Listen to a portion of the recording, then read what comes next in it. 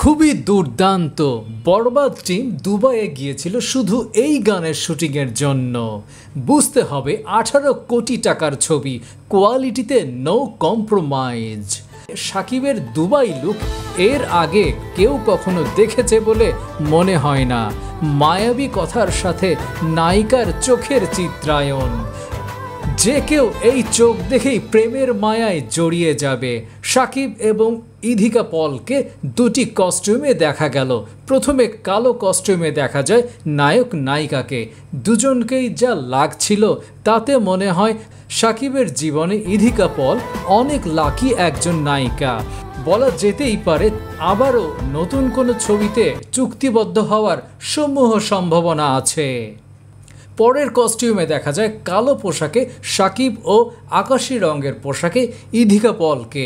সত্যিই ছিল অনবদ্য। আরেকটি চমকপ্রদ তথ্য হলো কিশোরী গানের টিমকে দিয়ে করানো হয়েছে মায়াবী গানটি। দর্শক, আপনার কেমন লাগলো তা এক্ষুনি কমেন্ট করে জানিয়ে দিন।